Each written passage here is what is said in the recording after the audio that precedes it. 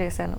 And ఈ సినిమాలో plus ఏంటంటే ఎంఎం కీరవాణి గారు, పిసి శ్రీరామ్ గారు ఇంత పెద్ద లెజెండ్స్ అనేది మీ మూవీకి వర్క్ చేయడం అనేది పెద్ద అసెట్. దానిపైన మీరేమంటారు?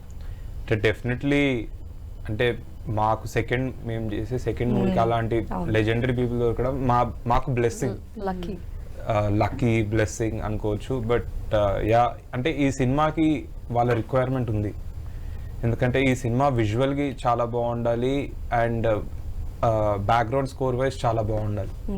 సో అరుణ్ పాపం ఫస్ట్ సినిమా ఆయనకి నిజంగా లక్కీ అయినా మేము అలాంటి వాళ్ళు దొరకడం. అండ్ మేము ఇచ్చిందే తీసుకోవాలి అనేది కాకుండా కీరవాణి సార్ కానీ పిసి శ్రీరామ్ సార్ కానీ వాళ్ళు ఇంట్రెస్ట్ పెట్టి అంటే మాకు 10 పాటలు కావాలంటే 10 పాటలు సపరేట్ టైంలో ఇచ్చి, అంటే మేము అన్ని సినిమాలో వాడకపోయినా మాకు అంత టైం పెట్టి ఇచ్చి, నీకు ఇది కావాలా అరుణ్, నీకు ఇది కావాలా నాగా, మీకు ఏం కావాలి సినిమాకి అని టైం ఇచ్చి చేసినందుకు thank you so much Keeravani sir and PC Sreeram sir. మీరు లెజెండ్స్ అయి ఉండి మా లాంటి వాళ్ళని ఒక మెట్టు ఎదగడానికి చాలా హెల్ప్ చేశారు ఈరోజు.